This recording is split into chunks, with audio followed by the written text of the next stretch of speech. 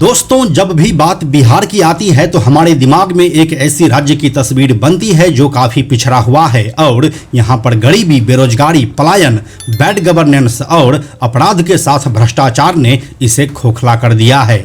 लेकिन एक सच यह भी है कि बिहार शिक्षा के क्षेत्र में देश के अग्रणी राज्यों में से एक हमेशा रहा है।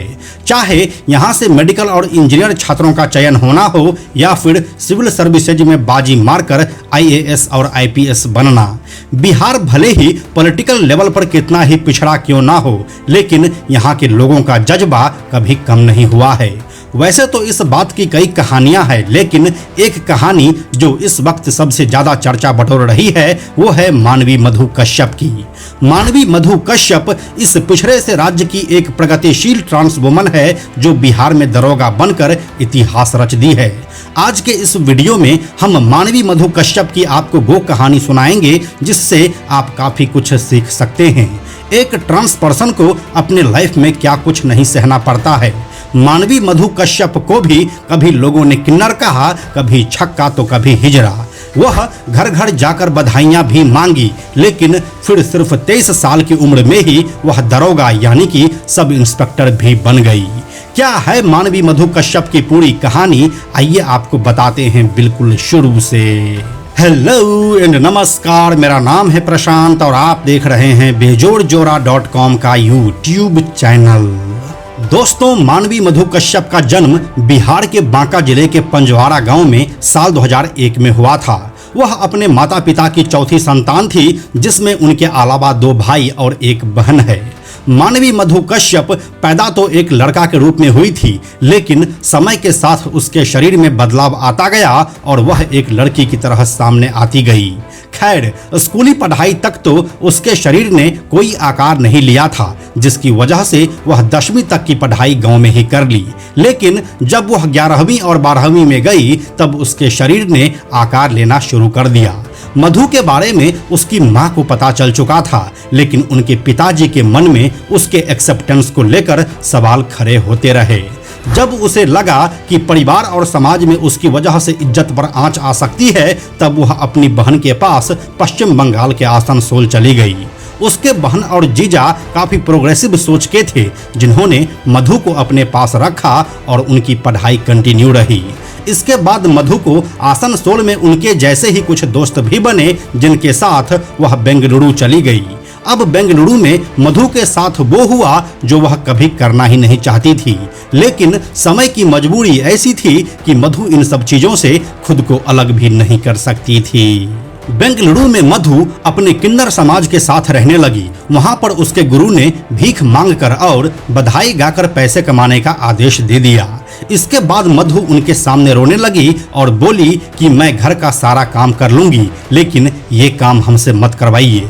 जिसके बाद गुरु ने कहा कि तुम ज्यादा लड़की मत बनो और ये मत भूलो कि हम लोग हिजड़े हैं और हमारा यही काम है। उस दिन गुरु की बात सुनकर मधु को बड़ा धक्का लगा और उसके मन में आया कि जो महिलाएं बच्चे पैदा नहीं कर सकती हैं, क्या वो महिला नहीं होती है। लेकिन फिर भी जब आदेश मिल ही गया तो उसे पूरा तो करना ही था। जिसके बाद वह घर घर जाकर बधाइयां भी ली और भीख भी मांगी। इससे जो भी पैसा उसे मिलता था उसमें से वह आधी अपने गुरु को दे देती और आधा पैसा अपने पास रखती, जिससे कि वह अपना सर्जरी करवा सके। यह सिलसिला करीब 2 सालों तक चला और फिर कोरोना का लॉकडाउन आ गया, जिसके बाद वह उस काम को छोड़कर वापस अपने दीदी और जीजा के पास आसनसोल लौट गई। यहाँ से वह अपने गांव नहीं लौट सकती थी, क्योंकि उसके गांव में इस बात का लोगों का अंदेशा हो चुका था कि इस घर में एक किन्नर का जन्म हुआ है।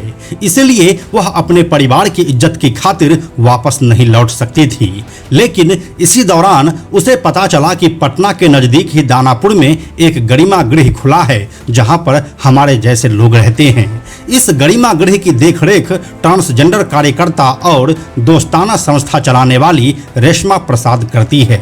रेशमा प्रसाद का एकमात्र लक्ष्य यही है कि कोई भी ट्रांसजेंडर बच्चा ना तो ताली बजाए और ना ही भीख मांगे।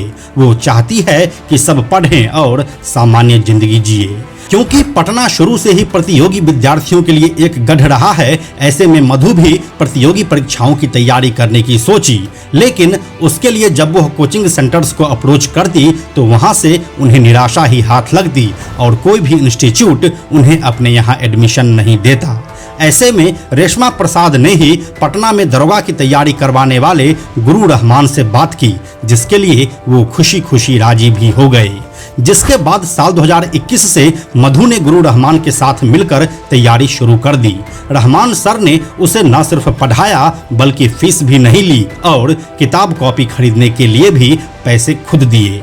अब थोड़ा लीक से हटकर बात करें तो पटना हाईकोर्ट ने बिहार सरकार को फरवरी 2021 में राज्य में कांस्टेबल और दरोगा की भर्ती में ट्रांसजेंडर को आरक्षण सुनिश्चित करने का निर्देश दिया था। इसके बाद बिहार सरकार ने कोर्ट को जानकारी देते हुए कहा था कि कांस्टेबल और दरोगा के प्रत्येक 500 पदों पर एक पद ट्रांसजेंडर समाज के लोगों के लिए आरक्षित किया जाएगा।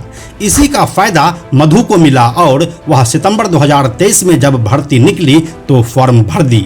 इसके बाद 17 दिसंबर 2023 को प्रीलिम्स, 25 फरवरी 2024 को मुख्य परीक्षा और 10 जून से 19 जून के बीच लिखित परीक्षा पास करने वाले अभ्यर्थियों का फिजिकल टेस्ट करवाया गया। 9 जुलाई 2024 को अंतिम परिणाम घोषित किया गया, जिसमें मानवी मधु कश्यप भी उत्तीर्ण हुई। इस परीक्षा में दरोगा के सभी 1275 पदों के लिए चयन कर लिया गया। खास बात यह रही कि बिहार पुलिस में पहली बार 3 ट्रांसजेंडर भी दरोगा बने। इन 3 ट्रांसजेंडर में 2 ट्रांसमैन और 1 ट्रांस वुमेन मानवी मधु भी दरोगा बनी है। यह बिहार के इतिहास में पहली बार हुआ है जब कोई ट्रांस वुमन दरोगा बनी है। वहीं देश की बात करें तो पृथ्विका यशिनी देश की पहली ट्रांस वुमन दरोगा है जो तमिलनाडु से आती है।